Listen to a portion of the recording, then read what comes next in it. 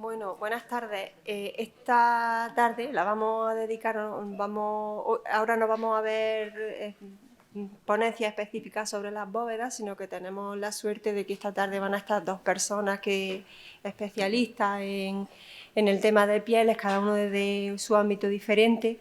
Y bueno, la intención de que ellos estuvieran aquí es que era pues que conociéramos otra experiencia y otra manera de trabajar, bueno, otra experiencia en otros sitios diferentes, ¿no?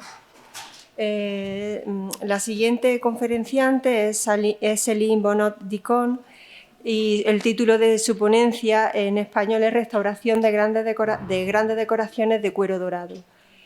Ella va a hacer la ponencia en francés y bueno, ya sabéis que han repartido los auriculares para quien lo necesite.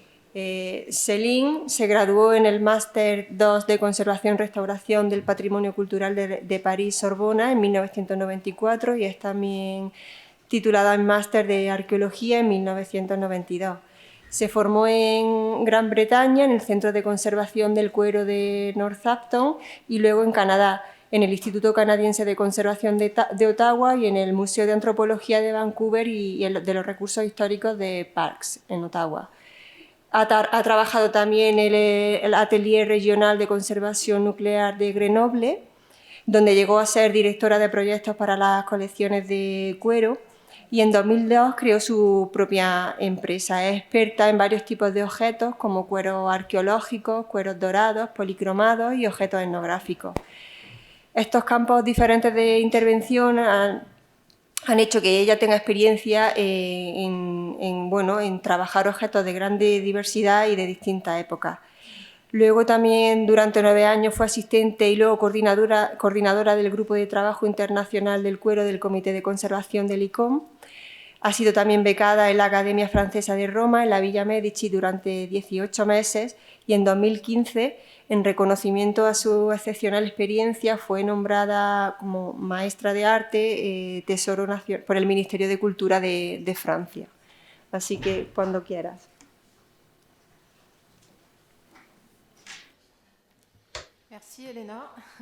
Muchas gracias, Elena, por esta presentación. Siento mucho no poder dar esta presentación en español, no lo hablo lo suficientemente bien.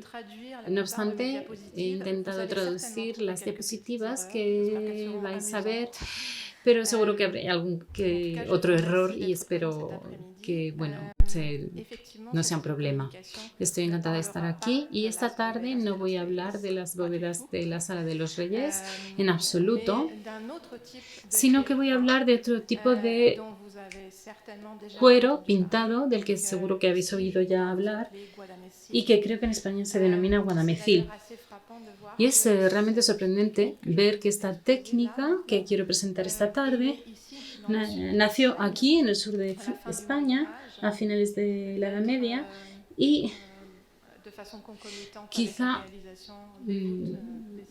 más o menos en la misma época en la que se llevaron a cabo las bóvedas de la Sala de los Reyes. No lo sabemos. Voy, en primer lugar, a explicar cuál es mi actividad como restauradora y conservadora de piel y cuero. Después hablaré de la técnica de fabricación de estos cueros dorados y pintados que normalmente en Francia denominamos cueros de Córdoba.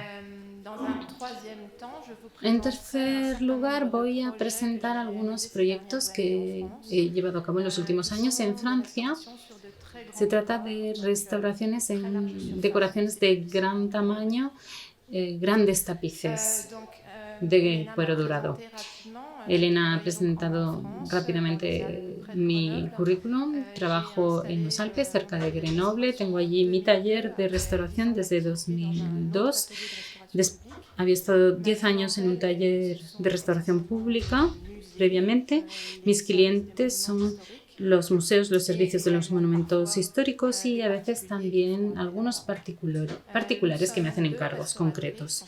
Somos dos conservadoras y restauradoras y ambas estamos cualificadas, tituladas, trabajando a tiempo completo y en ocasiones colaboró con otros compañeros especializados en otros materiales, puesto que los objetos a veces, además de cuero, tienen otros materiales.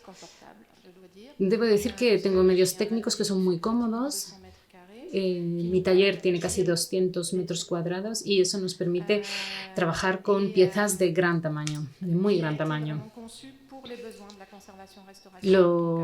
Ha sido diseñado en función de las necesidades de la conservación y la restauración. Tenemos mesas y que se pueden ir adaptando y ajustar a los tamaños que necesitamos.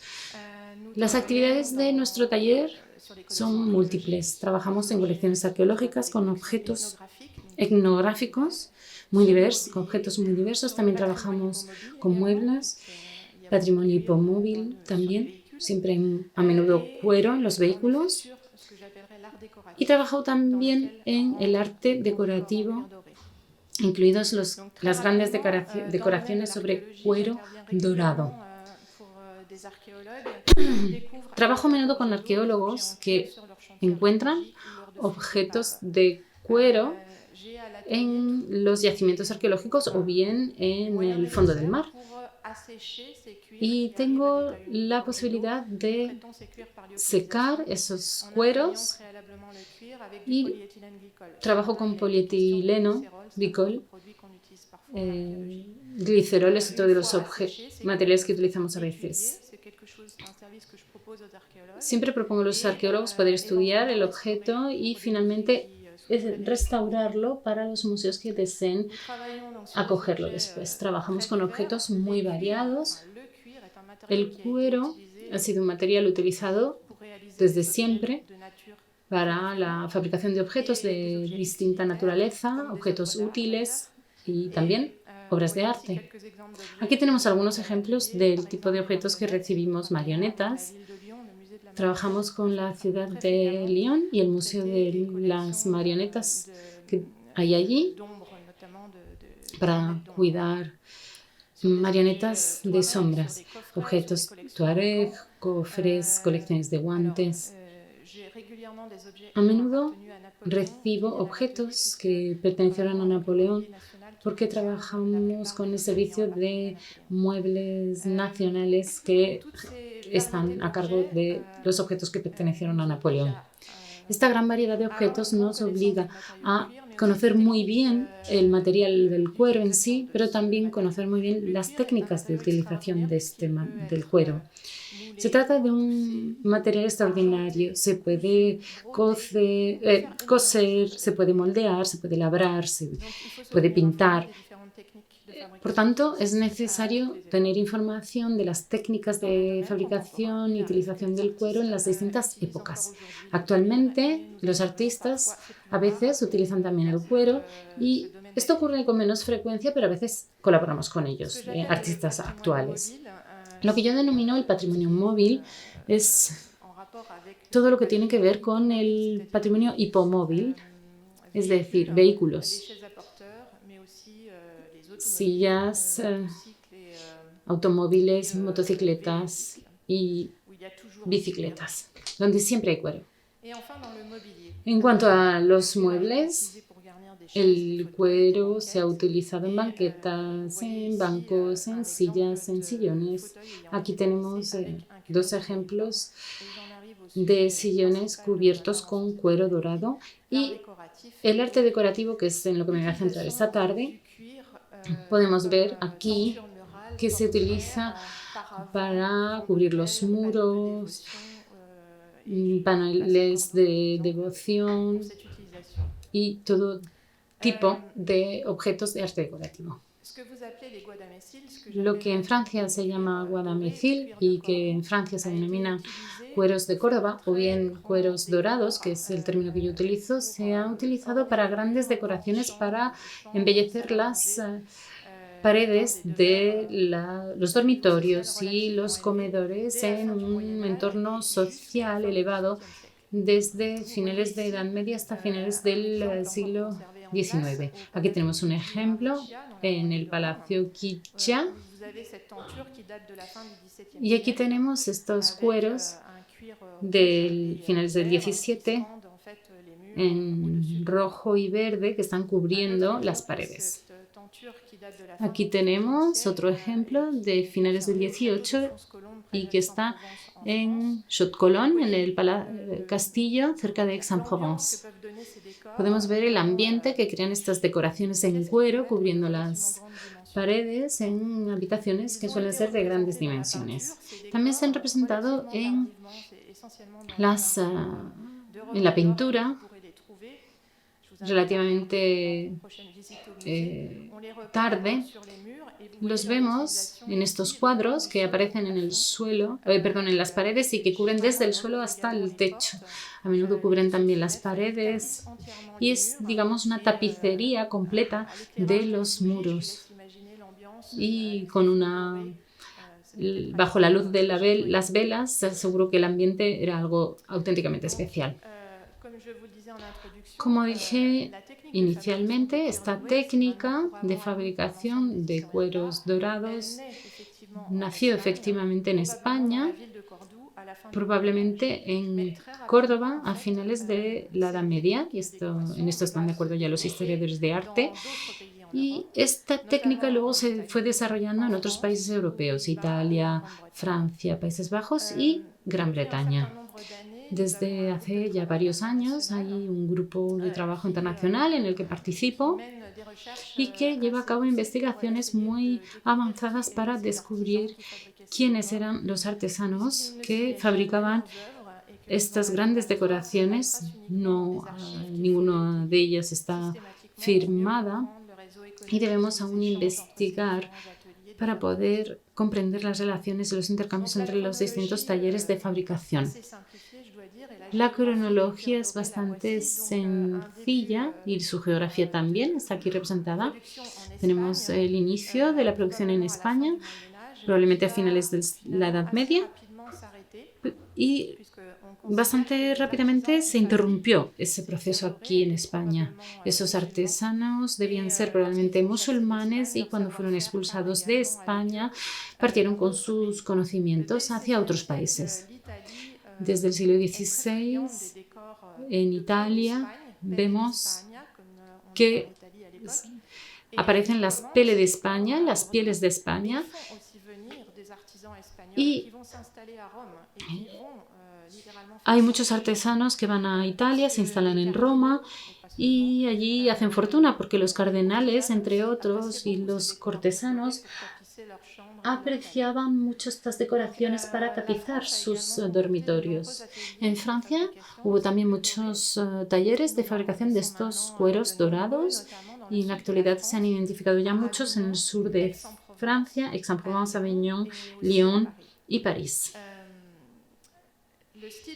El estilo francés es bastante particular, al igual que los estilos italiano y español. Tienen estilos diferenciados. En Gran Bretaña se produjeron también toda una serie de estos cueros con grandes decoraciones desde finales del 17 y durante el 18 y se especializaron especialmente en la producción y fabricación de biombos de cuero dorado. Ahora voy a hablar de la técnica de fabricación. Es importante y no es tan sencilla como pueda parecer. No se trata simplemente de un cuero sobre el que se pinta. Hay una toda una serie de capas muy compleja. En primer lugar, se aplica una hoja plateada, hoja de plata, que se cubre a su vez con un barniz dorado.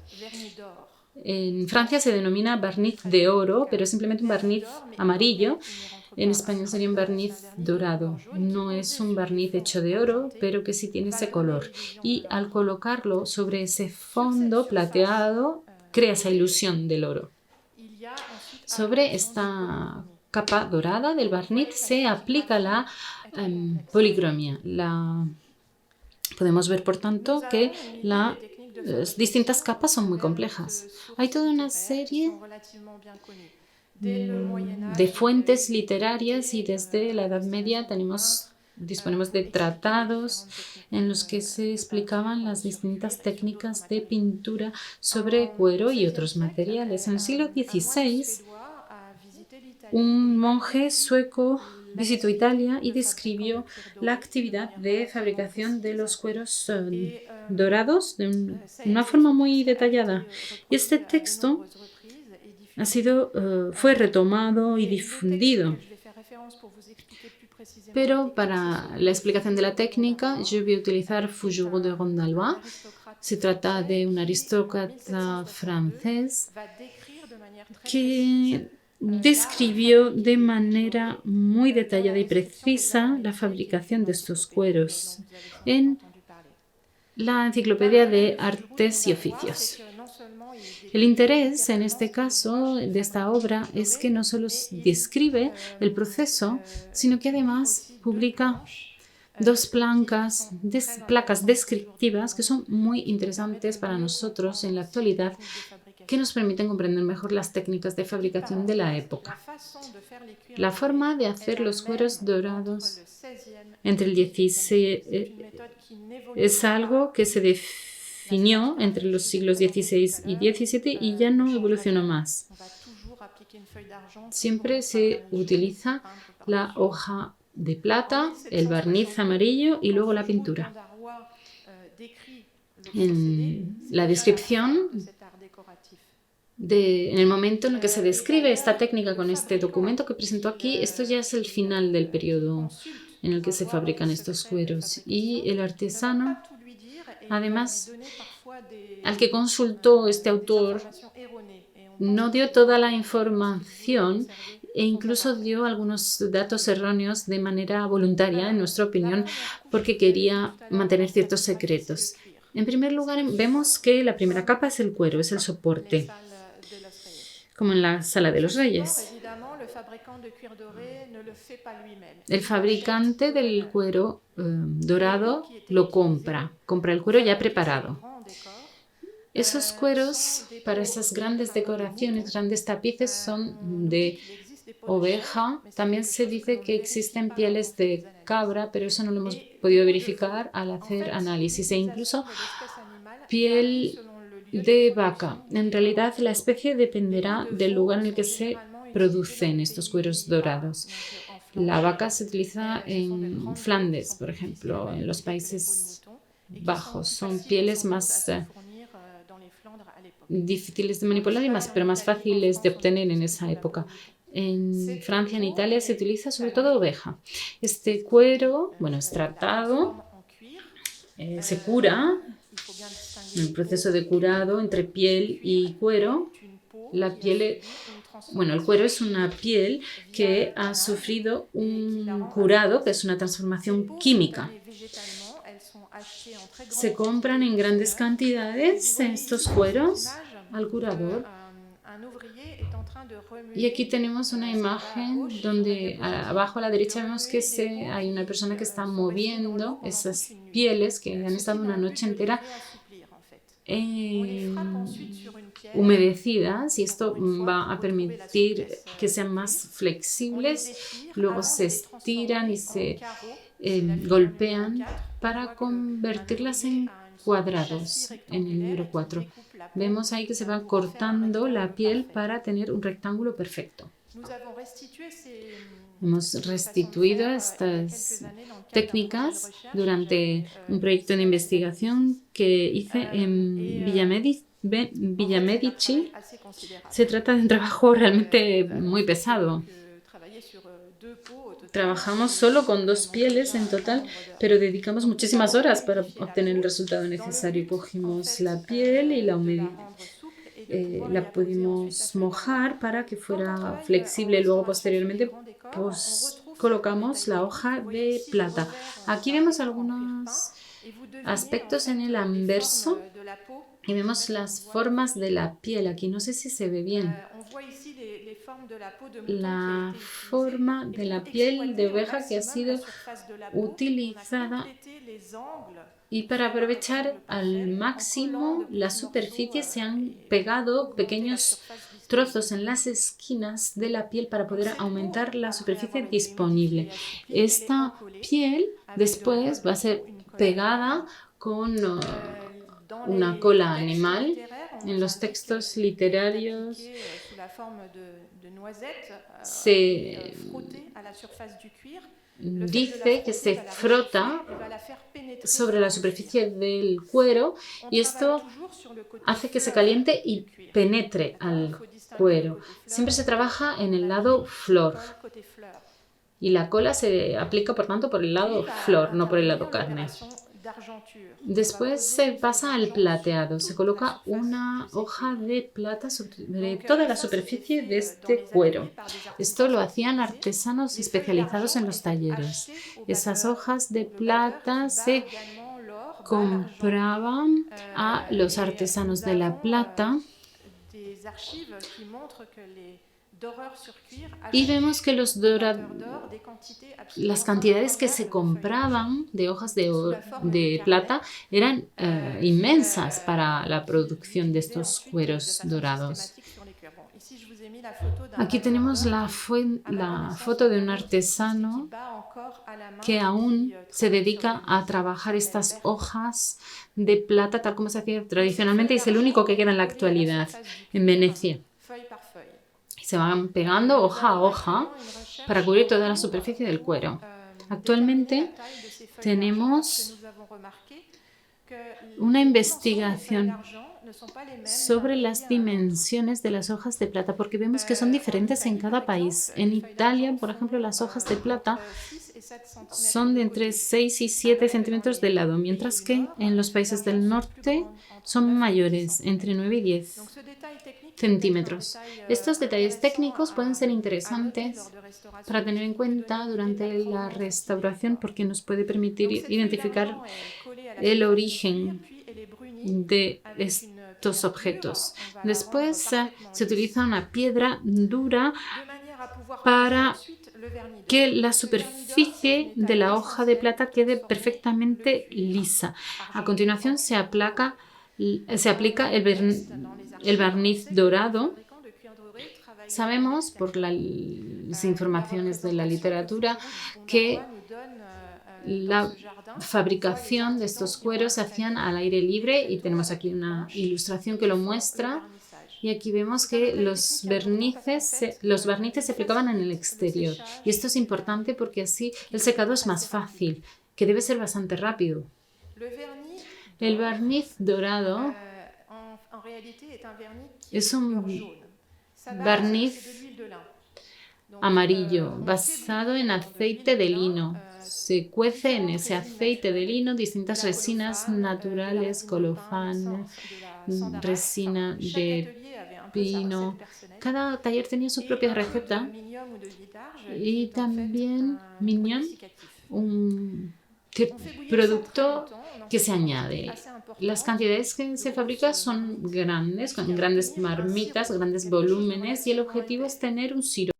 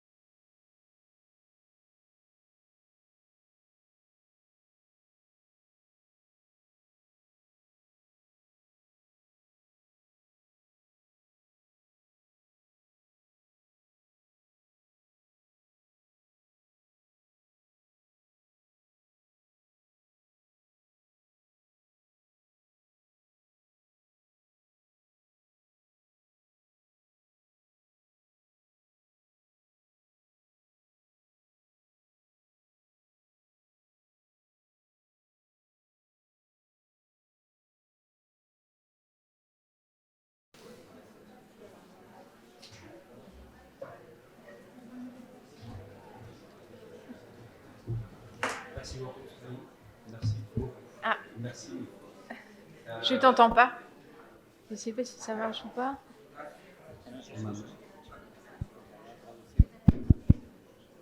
C'est bon? Mano, c'est bon? Moyen. Hola, hola, hola. ¿En el fondo de la sala se escucha? Sí, perfecto. ¿Me escuchan en el fondo de la sala? Il l'entend pas. Solo en la sala. Vale, perfecto. Bueno. Dilo y yo Ouais. se lo digo por el micrófono a la traductora para que ella se entere. O díselo en francés, ella te va a entender. Reste avec les traducteurs, s'il te plaît. Ouais, ouais. Ça, tú la sabes. Ça va. Se va a quedar al final con los cascos y voy a hablar en español. Muchísimas gracias, Denise, por sacarnos un poco de este mundo de las bóvedas. Ha sido aire fresco. Muchas gracias. Y por otro lado, te quería también agradecer con dos preguntas que has hecho en español. Dos preguntas para dos términos. Okay. Cuando dices, ¿cómo se dice el barniz oro en español? Vernis d'or en español. El término es corladura. Exactamente. Y el segundo término, que creo que es interesante también para ti, Celine, saber, ciselure, la ciselure, el burilado. ¿Por qué? Porque se hace con un buril, se hace con un poisson, burilado, del término buril, burilado. Son dos términos. Estoy en lo cierto, un burilado, un repujado. En las fuentes clásicas, en las ordenanzas gremiales, cerreteado o picado, porque se hace por delante, no por detrás. Ferreteado. Cerreteado, porque se hace con punzones, no con burils, con punzones. Ferreteado o picado, ¿por qué se hace por detrás? Por delante, por el lado flor. Por el lado flor. Oui, toujours sur le côté fleur. ¿De acuerdo? Oui. Perfecto. Oui. Muchas gracias. Quería que Celine aprendiera un término y aprendió yo. Al final he aprendido yo. Es perfecto, es perfecto. Y por otro lado, Celine, yo tuve el placer de trabajar con una colaboradora, con Daniela Van Kempen, en Maastricht, que seguramente pertenece al grupo del ICOM, Comité de Conservación, Ok. en un estudio de los renacimientos del 1515-1530 se dató sobre esa época de unos paneles de cuero dorado, entre comillas, realizados en Malinas. Ah, Y había una serie de elementos de la policromía, en esa parte que yo intervenía, yo no intervenía en el cuero porque no soy especialista de cuero, pero sí en policromía con el equipo de Daniele Van Kempen en Maastricht, donde efectivamente los amarillos estaban hechos con un barniz compuesto de dámar y azafrán, que estaba muy perdido el amarillo, pero era una fórmula aparentemente que utilizaba un taller de Malinas alrededor de esa época. El artículo está publicado en las actas del ICOM CC del año 2002, si no me equivoco de Río de Janeiro. Está todo publicado. Por otro lado teníamos los verdes, que estaban hechos de resinato de cobre, como los que has citado tú dentro de uno de los ejemplos. Por otro lado tenemos los rojos, que eran de laca de garanza. ouais. De la laque, oui. Perfectamente conservados, perfectamente conservados. Y después los azules, que se había completamente ido el color porque estaban realizados a base de índigo. Y como ya sabes, el índigo con la luz desaparece, no es un pigmento estable. Simplemente un dato, pero seguramente conocerás la publicación de Daniele Van Kempen con todo el equipo. Y Malines era un gran centro de producción de escultura, cueros, porque estaba allí la corte de los Austrias en ese momento, al principio del siglo XVI, donde se producían retablísticas, las muñecas de Malines, las esculturas de Malines, y muchos de esos artistas que trabajaban en Malinas, que se la había llevado a la corte de los Austrias, venían también de tierras cordobesas, por lo que he leído yo en los artículos de historia. Oui. Manila fue una ciudad muy importante en la producción de este arte decorativo. Hubo familias enteras de fabricantes de cuero dorado hasta finales del siglo XVII. No lo he dicho, pero este arte decorativo desapareció por la llegada del papel pintado. Cuando llegó el papel pintado ya desaparecieron estos cueros dorados y los fabricantes intentaron reconvertirse y entonces pegaban las pieles para crear franjas largas similares a las del papel pintado, pero eso no duró porque el papel pintado estaba de moda y bueno, el coste evidentemente no era lo mismo. Estas grandes decoraciones de cuero eran muy caras. Hacía falta mucha mano de obra, que no cuesta muy caro, pero debe ser mano de obra experimentada. Además, el cuero, la pintura, la plata, etc. Estos cueros eran más fáciles de conservar que las tapicerías de lana. Requerían mucho tiempo de fabricación y muy difíciles de mantener. Y, sin embargo, los tapices de cuero eran más fáciles de mantenerlos. No era efectivamente accesible, no estaba accesible a todo el mundo, obviamente, pero sí que estuvo muy de moda durante casi 3 siglos. Y en Francia, en la actualidad, ya apenas hay cueros dorados representados en los museos de arte decorativo. Esto no se ha conservado. Y la mayor parte de las piezas que restauro están en monumentos históricos protegidos, pero que son de propiedad privada y entonces no siempre expuestos al público. Es un arte decorativo que se ha olvidado.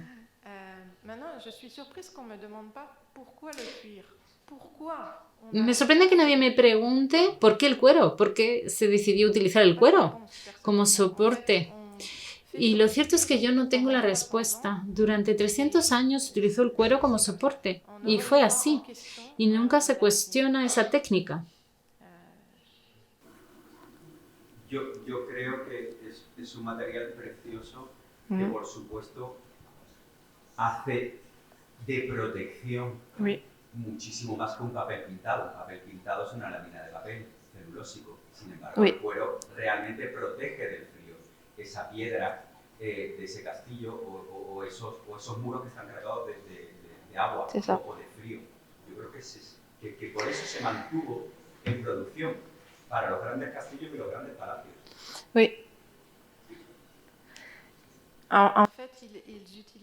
Se utiliza el cuero para una sala como esta.